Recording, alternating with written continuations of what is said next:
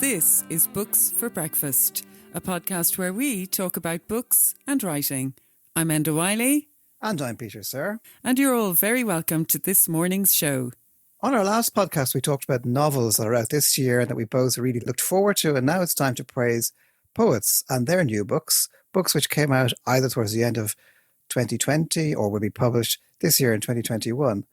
And our Toaster Challenge guest this morning is poet and author Michael O'Loughlin, whose forthcoming book, Liberty Hall, will be coming out from New Island Books. So the coffee's made. The toast is on. And the books are on the table. So, Peter, what have you got for us in poetry books? Well, I've got a few things. I thought I would start with a book by Maurice Scully, and I've also got one by Justin Quinn and Grace Willens, and maybe just mention a couple of other things. But just to start with Maurice's book, because it came out in last year. It was like a lot of books that came out last year. It sort of passed a little bit under the radar, but it's called Playbook, and it's his new collection, quite substantial collection. And just, for people who don't know about Maurice Scully, I mean, his career began way back in the 70s. Since 81, he's published 10 books of poetry with publishers like Wild Honey Press, Shearsman, and he's also been active as an editor of a number of kind of influential magazines, and he organised important kind of readings and literary events through the 70s, 80s and on since then. He's taken part in lots of conferences and festivals and so on. So, the work it's interesting. Like it's very approachable, I find. It's also, maybe it's elusive in its way, but it's also very direct. And it's very close to experience, to the world, kind of right in front of his eyes as he's writing. I mean, here's a typical moment from it. So it's called Pep. Pour drain block into it to let its thick acid eat a passage through it, then washed with hot water for the flow. Maguire and Patterson fireside safety matches. Average contents 220 item. Strike away from the body. Mind the gap, then patch it. Hey presto. So that's a kind of a typical sort of moment in the book. I kind of like Fred Johnson actually reviewed the book in Books Ireland, and he said a couple of things that I thought were interesting. He said, "What's Scully doing that's so different from the poetry made by his fellows?" He said, for one thing, he's kind of stripping away the conventional narrative and any accompanying descriptive or deceptive kind of flourishes. The lyrical is for the most part abandoned as unnecessary, even intrusive. So I like that kind of idea that Johnson highlights, the idea of kind of stripping away the bodywork, as he says, so that we can see the engine laid bare. So I'd recommend that book for anybody interested in following up Maurice's work. It's a notable addition to it. So another book that struck me again, it came out last year from Gallery Press, and it's by Justin Quinn, Shallow Seas, and it's his fifth collection with Gallery, and he's also published 2 books with Kirk in it, so he's a substantial, again, body of work behind him. James Harper, who, if you remember, he read that great poem for us in our Christmas edition. He said of him, whether in short lyrics or in the longer pieces, Quinn's lyricism, subtlety of thought and precision of expression are a constant pleasure. I think that's very true. He's a very sort of formal poet in lots of ways. He loves the craft, kind of metre and rhyme are very important. Shallow Seas is a book full of elegies, poems about, if you like, the wreckage of middle age, but also about continuing passion for life. I would rot like wood, he says in Ree Green, no matter how I flee. Still, the day is good. Old songs learnt by ear, make free with me, even here. And I don't know, I mean, there is a poem that maybe is worth reading, but if we have... Yeah, give it a go. That would be lovely to hear. It's just a kind of poem sort of looking back in time. It's called Cappuccino for Robert Cremens. They're all still there. Say 1988, they pop out to Blackrock or Cornelscourt. They are large in their world. The shopping cart fills up with candy of mythic size and weight. They are not weak. They can hear everything. Pishogues still linger in their memory, and they do not quite believe technology. Beneath their accent, different brogues still sing. They're all clearly still there. Babies in prams are not yet criminals or ministers, or both. On Sundays, they say paternosters, and even married sex brings with it qualms. We're 20, but they have power. What they say goes to show, what we've long forgotten. We can't shrink them just yet to Buster Keaton. They suffer, but in ways we can't see. In all of Ireland, there's only one cafe that can make cappuccino, South Ann Street. Perhaps we sit there talking 3 hours straight, still yet to cry and cry for these one day. I think I remember that. Wasn't that the Coffee Inn? I remember that. Ireland's only cappuccino and Ireland's only kind of spaghetti. Yeah, that's so true. I mean, when you read that line there, Peter, I was just cracking up. I actually grew up out on the south side as well, so I know what Justin is talking about there. And I heard him speaking recently about his new collection and saying he'd such a fondness for that area. I definitely think that poem certainly captures, the late 80s out in Blackrock or Cornelscourt. It reminded me so much of my own parents. So I really enjoyed that poem. Thanks for reading it. The excitement of shopping in Cornelscourt. I know the excitement. And, I also like that idea of the trolleys. It was so important heading off to do your shopping there. What about Grace Willen's Peter as well? You wanted to talk about The Limit of Light. Yeah, it came out towards the end of last year and adds another, I suppose, a new voice to the gallery list. And, she's an American writer, but now living in Ireland. Ireland's the kind of adopted country. And the poems, I suppose, they're a record of her different experiences, kind of memories of childhood, but also, kind of a kind of life lived in many different places. There's New York, there's Florida, Morocco, there's the kind of the West, of America, but also then Dublin, her adopted kind of country of Ireland. So it's it's a various and interesting collection. Maybe I'll just read, I'll read one short poem from it to give you a kind of a flavor. This one's called Olfactory. Olfactory. So on the in-breath, there is the possibility of being transported. Inside oleander is the February warmth of a family holiday in Florida. Inside salty tears is a homemade Play-Doh passed from hand to hand. Inside cement and linoleum is a rival home, this one your own. Inside growth, there is nostalgia. Inside trauma, sudden calm. Inside the bear is the flourishing. So that's just a quick sort of flavour. Yeah, I like that. And also, I think it's very important to say this is a debut collection and debut collections are hard won. And so congratulations to Grace. And also, I had heard her speaking, and one of the reasons why she originally came to Ireland was because she loved so much the poets that she'd been reading from Gallery Press, and isn't it great for her now that she's actually published by them? So congratulations to her, and thanks for reading that poem, Peter. Also, there's another debut collection coming out from Victoria Kennefic. Yeah, I'll just say, just in case I can't remember, did I say the actual title of Grace's book, The Limit of Light, and it's gallery. And yeah, well, it's just that I saw that Victoria Kennefic, the Irish poet, has a new book coming out, or collection coming out from Carcanet, and that's due out a little later, next month, March. Eat or We Both Starve. So that'll be interesting. Which is a great title. Isn't it? Yeah. It sounds very interesting, yeah. Yeah, well, that's great. I love that there's so many great new books coming out from debut poets. Fantastic. Well, can I have a go now, Peter? Because I have a few I'd like. Yeah, you've got a few things on the. I know I can see you've got a few things on the table as well. There, yeah. Yeah, I do, because the breakfast table is groaning this morning, isn't it, Peter? Well, I'm looking forward to Star the Dark by Doireann Griafa. It's coming out from Daedalus Press this year. She's had so much success with her prose debut, A Ghost in the Throat, which came out from Tramp Press, and it was actually an Unpost Irish Book of the Year in 2020. But this will be her second English language poetry collection, and it delves into, fairly similar themes: the female experience, motherhood, daughterhood, overall the journey of creativity.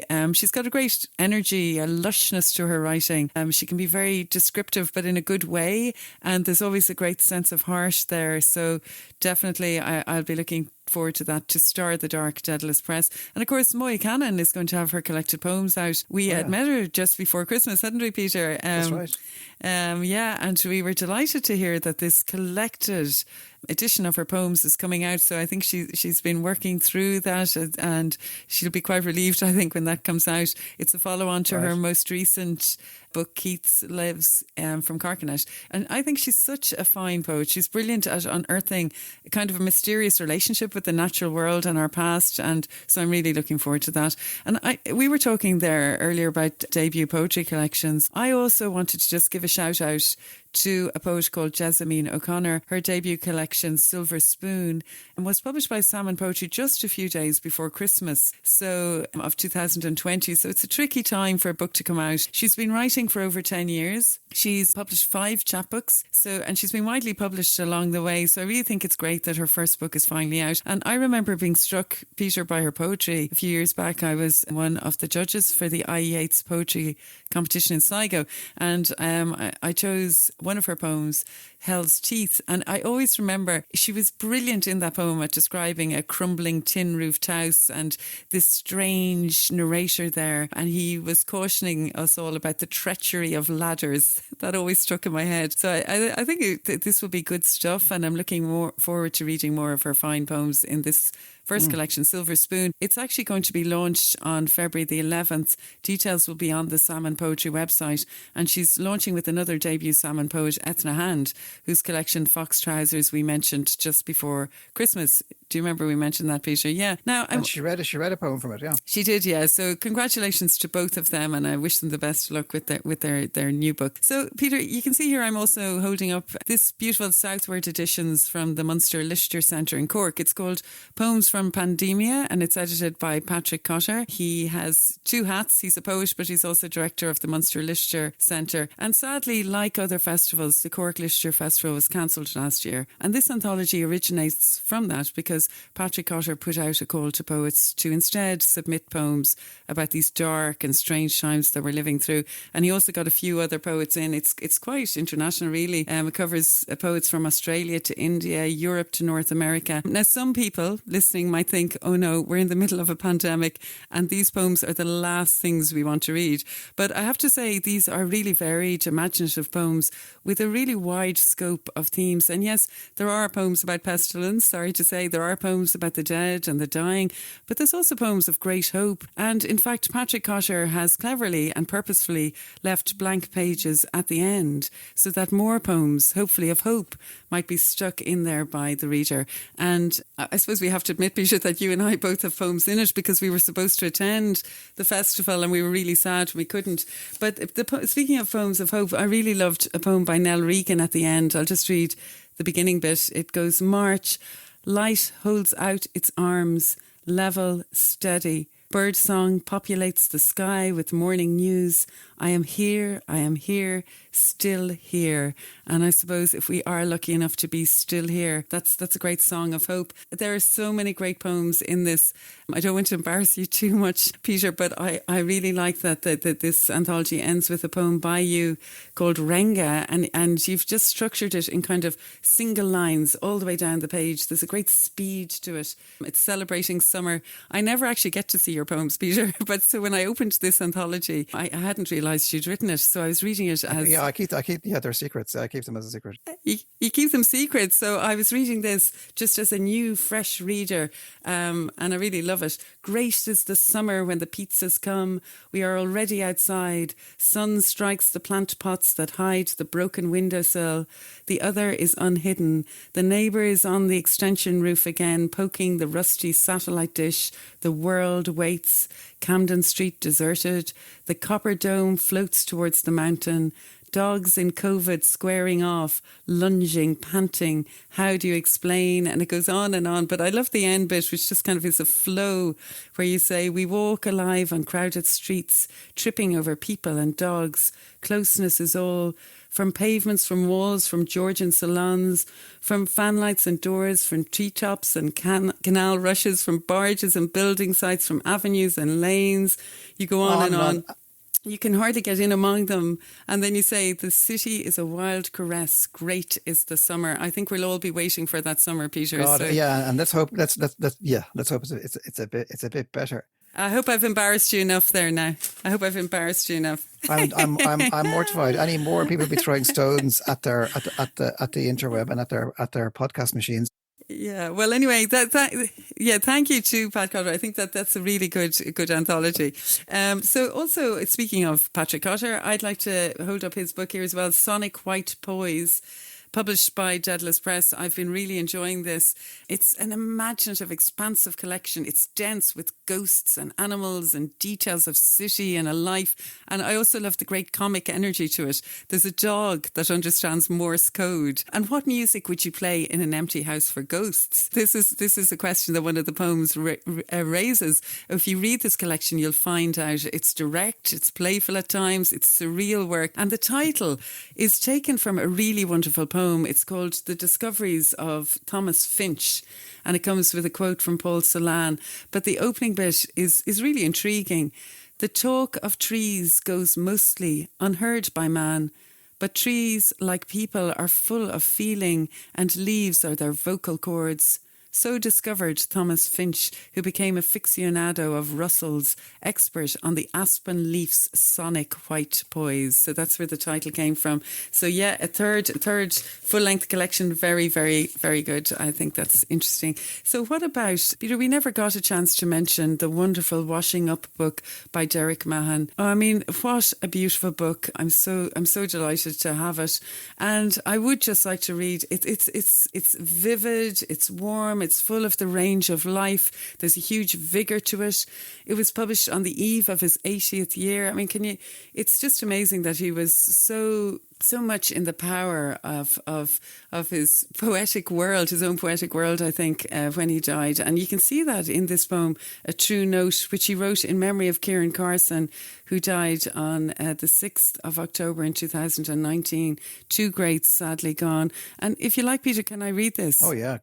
Love to hear It's such a good poem. A True Note really captures Kieran Carson and his tin whistle playing. Candlelight in Port Stewart, 40 odd years ago now. And your tin whistle starts the tots jigging as though instinctively they know just what to dance and how. Astonishing, as if you'd drawn from the atmosphere the mysteries circling there. Spirits of field and cliff, oh, everything had soured that wasn't already off. But your fierce rhapsody floated above Belfast like an archangel in the sky, staring down from a cloud at iron, rope, red brick, factory and backyard, through smoky rain, dropping tears of infinite grief and promising some relief. Your skipping, fluent song tripped from a nimble tongue until the music stopped. Still life goes on. Out there, pebbles clock on the shore.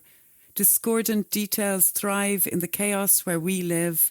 And a true note can be heard, the voice of a blackbird, descendant of the bird, noted in marginal ink by a 9th century monk, transcribing on goatskin our formal rubric. In the beginning was the word. Thanks, Anna. It was great to hear that. Yeah, it was really beautiful to hear, wasn't it? So Derek Mahan, and published, of course, by the Gallery Press, Washing Up. I highly recommend it. So, Peter, what else have you got? Well, I've got another Cork poet. Actually, you can't stop Cork poets. They're kind of everywhere. But this is Greg Delancey, and it's a new book that came out last year called No More Time, and it's very much, I suppose, a book concerned with, I suppose, the fate of all of us and the fate of the planet. It's a celebration of, I suppose, the natural environment, but it's also, a critique of the way in which it's mistreated by humans. It has, because a long sequence, a field guide to people, with kind of 26 sonnets, each of which is a meditation on a species of, flora or fauna that's thriving, endangered or extinct. There's also one thing I liked a lot in it, which is a translation of a poem. In fact, I have translated it myself, by Sean O'Riordan. It's kind of like a ecology poem before its time, or before people were even concerned about this. It's the one it's called Ni Ceadmhacht Neahim. It's called in Irish. It begins like Níl Oich Níl Shrot Níl Sceach Dá Ir Gulta Ij Níl Leach Bidis Hua Her Here No Has Nor Hjartún Machnamh a Sieve like Janus Laboicht Da Adwain Afric Has Da Arge I Gealach is Cuidín Iad O Hart Níl Oich Fud na Crinne nach an a sédiach sinne. And Greg has translated that as apathy is out, and it's the second half of O'Riordan's poem. There's not a place, stream or bush, however remote, or a flagstone, north, south, east or west, that we shouldn't consider with affection and sympathy. No matter how far South Africa, no matter how distant the moon, they're part of us by right. There's not a single spot anywhere we're not part of.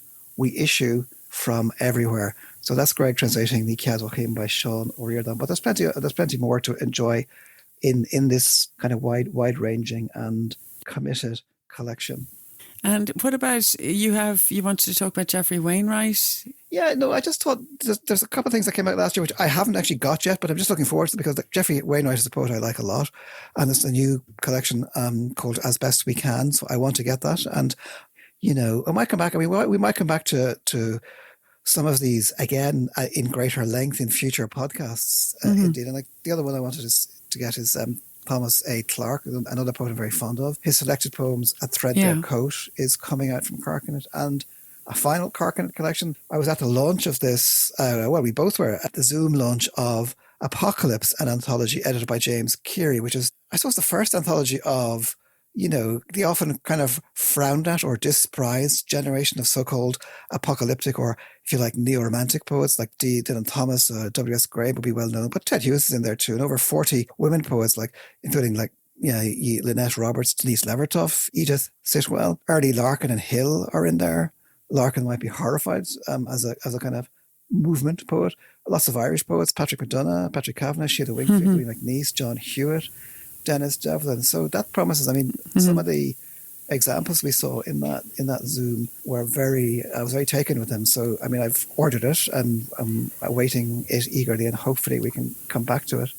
Yeah, and lots of interesting women poets in there as well. Lots, yeah. W.S. Graham's famous poem, I Leave This at Your Ear, for Nessa Dunsmuir. She has poems in it as well, doesn't she? She's got a poem in it as well, that's right. So I'm really looking forward to reading those. And I suppose to finish with then, because we have... Well, we've actually covered so much, haven't we? Yeah, we've covered so much, but coming back to Ireland and coming back to... Jean O'Brien has got a poem coming out, a book coming out with Salmon later this year, and she has actually... Well, do you want to tell us about that? Because she's actually recorded something for us. Yeah.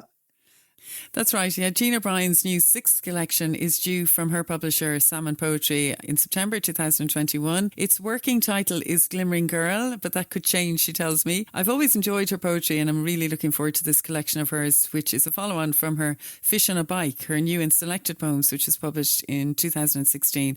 Her poems, for anyone who's read them, they're really direct and honest. They're distinctively playful, but I do think there's kind of an inherent seriousness at work there. She's a strong, original voice, which I think can be heard here in this poem that she recorded for us from her forthcoming collection. And I was thinking that it was great to discuss all those poetry books, Peter. I think perhaps now we'll end. We can go back to some of them at a later podcast. But we'll end this section of Books for Breakfast, where we celebrated poetry of 2020 and 2021. We're end here with the poet Jean O'Brien reading her poem Hotter Stars Burn Blue from her forthcoming Glimmering Girl collection from Salmon Poetry. Thanks for listening to this section, and as usual, all details of poetry books that we've discussed today at the groaning breakfast table will be available on www.booksforbreakfast.buzzsprout.com.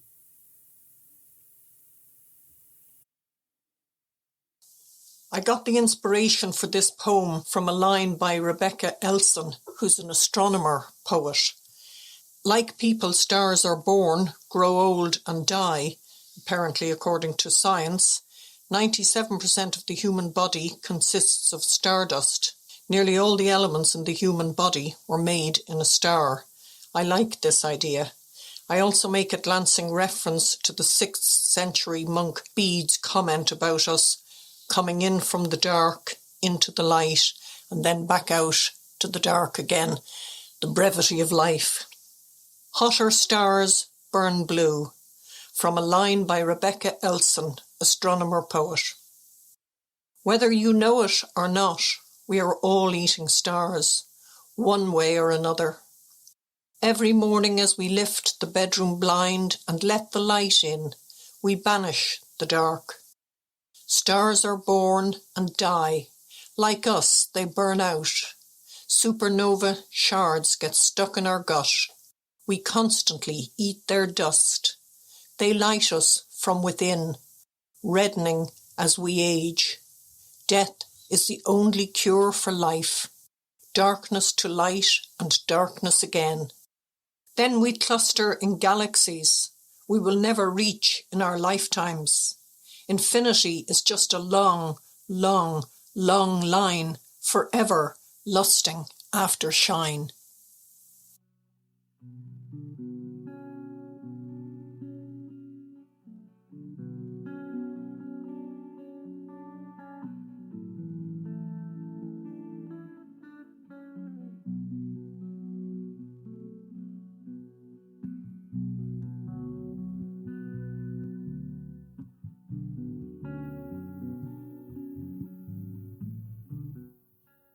Liberty Hall.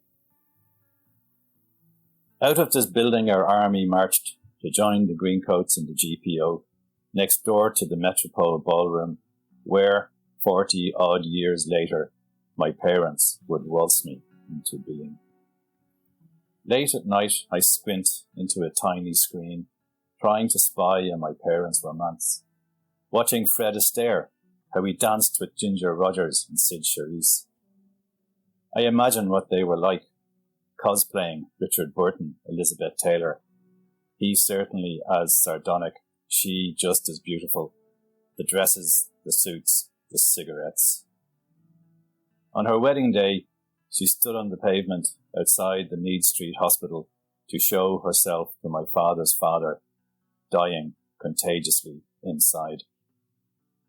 Every day now, I walk that potholed street and look up at the dusty windows, where sometimes I think I glimpse him, liminal as Harold Bloom's Gnostic Psyche. And it's as if I'm looking down at his pale tubercular face, like a painting I saw of a drowned Syrian refugee stepping through a blue door. He never got the button job as promised, but laboured in the malthouse. Jamesons and Guinnesses, the twin liquid nirvanas of the Dublin working classes. That was today's Toaster Challenge guest, poet and author Michael O'Loughlin, reading from Liberty Hall, the title poem of his new book, which will be published by New Island Books later this spring. Michael O'Loughlin was born in Dublin, graduated from Trinity College. He's published 6 collections of poetry: Stalingrad, The Street Dictionary, Atlantic Blues, The Diary of a Silence, Another Nation, New and Selected Poems, In This Life, and Poems 1980 to 2015 from New Island as well. He's translated extensively from Dutch, Spanish and Catalan, including Hidden Weddings, selected poems of Gerrit Achterberg. His own poetry has been translated into many languages, and his short fiction has appeared in the Picador Book of Contemporary Irish Fiction and the Scribner Book of Irish Writing. And he's also written screenplays for feature films, including Snapshots. He's now based in Dublin, but he's lived in Barcelona and Amsterdam as a frequent traveller, and indeed that travel and the places he has lived in and visited have had a major influence on his work. Michael has had lots of residencies. He's been poet in residence at the Frost Place in Franconia, in a writer in residence in Galway. He's had stints in Riga, Prague. He's been writer fellow at Trinity College, Dublin. He's a member of Aesthona, the Irish Association of Artists, and he's a frequent contributor to the Irish Times and other publications. And we'll come back because he had something in the Irish Times just the other day, which we might have a quick chat about. It's been said of his work that the poems he's written for more than 3.5 decades constitute European poetry in the mask of English, and they're a unique addition to the capital of letters. So, Michael, you're very welcome. And I mean, the main reason you're here this morning is to talk about your forthcoming book, Liberty Hall. It's an unusual book in a way. It mixes prose and poetry. It's very much a book about Dublin, but what we call Europe also features heavily: Amsterdam, Paris, Barcelona, Prague. So where did the initial impulse of the book come from? Did it grow organically from poems and prose, or is it a kind of concept album? Did you set out to write a book called Liberty Hall? Well, it's both, because I did set out to write a book called Liberty Hall, but the initial impulse came from sort of an experience I had where one day I was walking across the Liffey and Connell Street Bridge, and I looked towards the sea and I saw Liberty Hall, and I just read that morning in the newspaper that it was going to be knocked down. So I started writing a poem about the knocking down of Liberty Hall, but then they never knocked it down. So the poem then became something else. It became a poem about something that didn't happen. It kind of started to deconstruct itself. And the actual poem, Liberty Hall, which is a long poem at the end of the book, that kind of grew out of that experience. But then the overall book, it did start with a title because I wasn't working towards a particular book. And after I'd published poems 1980, 2015, I felt very liberated. I felt, well, I've done that. That's that. And now I want to do something completely different. So the book contains poems, prose poems, a memoir, photographs, paintings, and an essay from 1991, which kind of is a sort of a commentary on what's gone before, even though it's chronologically later. So Liberty Hall, for me, has lots of different connotations. First of all, it's Sure. a building. And a lot of the book is about architecture and architecture as memory, frozen memory. But it also has an historical connotation because Liberty Hall is where the 1916 Rising started. And when I was a child, because my parents were trade unionists, I was often in Liberty Hall. So it also has an emotional thing. But above all, the most important meaning is the Dublin expression, you're in Liberty Hall now. You can do whatever you like. So when I started to put the book together, I was thinking, well, I am in Liberty Hall. I can do whatever I like. If I want to put in a photograph, I'll put in a photograph. If I want to write a poem and then stop the poem halfway through, I'll do that. So it is very much a concept. I don't think, not all the poems were written specifically for the book. It's kind of like sinking an archaeological shaft down through a burial mound. You get different layers. There's a poem in it from 20 years ago and so forth. Yeah, I mean, I like what you, because there's an epigraph from Louise Bourgeois at the beginning of the Liberty Hall where you talk about memory itself being a form of architecture. And because obviously, I mean, Yeah. you know, Dublin, as you say, is at the centre, but it's not just present day Dublin. It's, I mean, you're very interested in origins. It's your father's Dublin, even your grandfather's city feature as well, you know, throughout the book and in what you call this film poem. Well, yeah, I'm actually trying to tell the story of the family through the architecture. And when I say the story, I don't mean the things that actually happened to them as such. I'm trying to look at what was the emotional weather in the family. And I just noticed something strange happened. I was born in the Rotunda Hospital on the north side of the river, but my parents were living in Camden Street, not far from where we are now. So my very first journey was across the River Liffey from north to south. And weirdly enough, I've been rehearsing that journey all my life, because when I went to Trinity, I was living in Finglas, so every day I crossed the River Liffey. And crossing a river always has a kind of a ritualistic quality. And the long prose memoir is about a bicycle ride from Camden Street to Coleraine Street on the north side with my father, sitting on my father's bike. And it's kind of like, as we passed through the various buildings, the various streets, his life and my grandfather's life and my grandmother's life and the great-great-grandfather's life are all associated with certain streets. So it's kind of like architecture is, during the Renaissance, they used to have these memory palaces. So Louise Bourgeois said, you know, architecture is a form of memory, but memory is also a form of architecture. That's right. It's through both ways. So this traveling and this ritualistic movement around the city is very important for me. As I think as is for you, moving and cycling around kind of psychogeography of the place. But I'm trying to take it a bit further and bring it back 100 years. Sure. I mean, sometimes Dublin's doesn't always feature in a kind of positive light. I mean, I'm thinking, for instance, you know, sometimes Dublin's a city that's kind of reluctantly returned to. I'm thinking of the lines, now we have returned against our will to put our heads once more in the tiger's jaws, paying a king's ransom to live in a duke's stable, Mahan evicted, Hartnett dead, and you resolved never to leave the island again. Yeah, I came to live, I lived in Amsterdam for about 20 years. And then I came back to Dublin for a couple of years and I really couldn't settle down. I really didn't like being here. So we went back to Amsterdam. And weirdly enough, after a couple of years, we were kind of drifting back towards Dublin because my daughter wanted to go to school here. So we came back to Dublin and it was a terrible time, 2002, and the country was just completely going insane with rising prices and kind of political corruption and the banks and the mortgages and all this kind of stuff. It was a bad time to be in Ireland. So yeah, Sirr was 16 at the time. This poem was written on, 2002. So yeah, I didn't have positive feelings about Dublin at that particular time. Just to go back, because just turning to that experience you mentioned about, because you mean 20 years is a long time. You spent 20 years in Amsterdam. And I mentioned that you had a piece in the Irish Times this week about the difference between Ireland and Holland in the context of the Dutch kind of riots against lockdown and so forth. And you're making the point that we don't riot, the Dutch do. Are there any other differences? I mean, how did Amsterdam strike you as a city compared to Dublin? Well, actually, there's an essay. The essay from 1991 was written in the context of Dublin being the cultural capital of Europe. I don't know if you remember that. And the point I actually used a sentence in the essay where Amsterdam was presence, Dublin was absence. That Amsterdam had the culture, it had the opera houses, it had the symphony orchestras, it had the museums crowned with paintings. It was a solid cultural city. Whereas Dublin had a lot of art, but didn't really have the culture for reasons of history. So they were like mirror images of each other. So very, very different. And as you were pointing out the piece I wrote in the paper a couple of days ago, because the book's called Liberty Hall, I'm thinking about liberty quite a lot.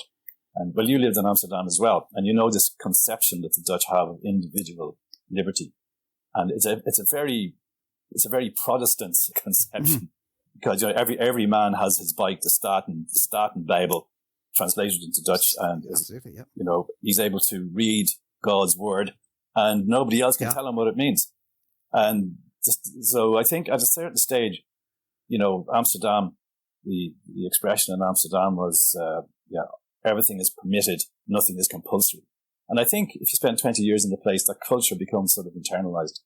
So I find that the Irish, though we're supposed to be the great freedom fighters, the Irish are not that interested in individual liberties. They're interested in the more social kind of aspect of it.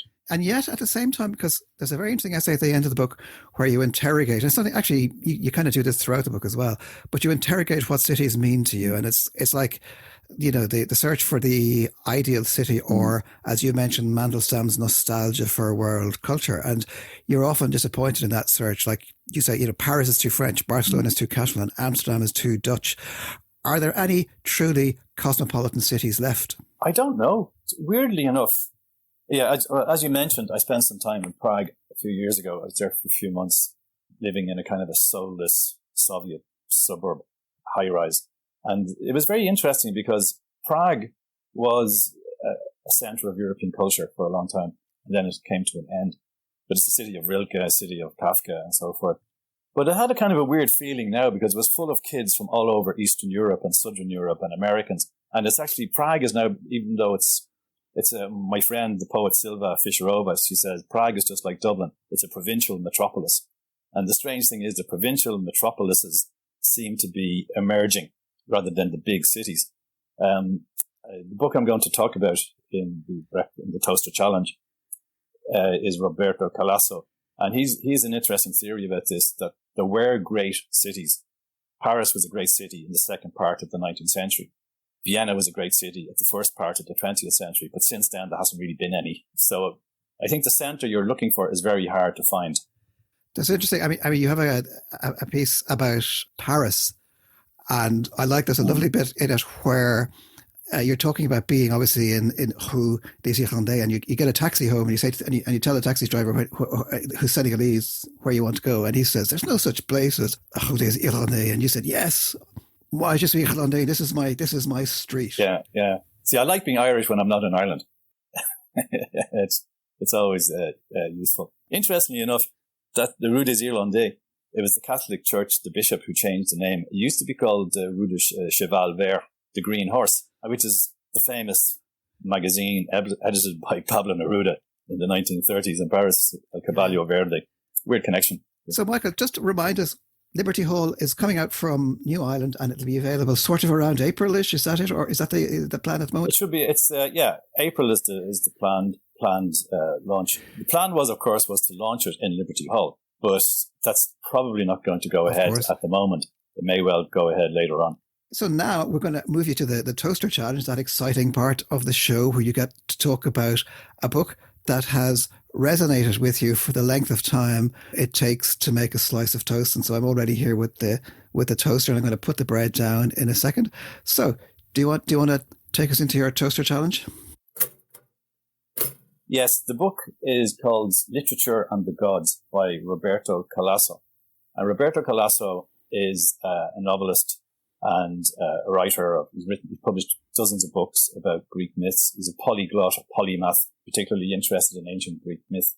And his theme in all his books is really myth and modernity. And he's kind of the Italian version of John Banville, in the sense that he sees himself as a Central European rather than as an Italian. And this book, it's a short book, but it's very dense and it's very difficult to summarize. Of course, being a Central European, even though when Calasso says literature, he means poetry. Of course, he doesn't mention prose writers. And what the book is about, it's about how the ancient gods are always disappearing and then are coming back in various forms. And the form that they come back in is through literature. Now, he starts off with a fantastic chapter about Homer, of course, because he says, for us, everything begins with Homer. And he gives the example of how the gods were even disappearing during the time of Homer. And theos, the Greek word for God, has no vocative case. So in other words, we're misinterpreting the myths a little bit, or we're misinterpreting the gods. To the Greeks, the gods were not things, they were an aspect of human behavior. You could say God manifests itself through what you do. So, for example, in the Odyssey, Ulysses keeps meeting Pallas Athena in various guises. But Calasso turns this around. So when he actually meets the shepherd boy on the beach, who is Pallas Athena in the guise of shepherd boy, he's saying, no, that's not true. The shepherd boy is manifesting the goddess in something that he does or says. So he takes this argument right up to the 20th century. To Calasso, the gods come back at the beginning of the 19th century with German Romanticism through Hölderlin and Novalis. And then they continue to manifest themselves through Baudelaire and Mallarmé. And then they move to Central Europe, of course, to Franz Kafka. So he calls this kind of literature absolute literature. And it's literature that is about itself, which is a manifestation of something divine. So he says what all these writers have in common is that they're writing about something that is the same thing, but you can't actually define what they're writing about.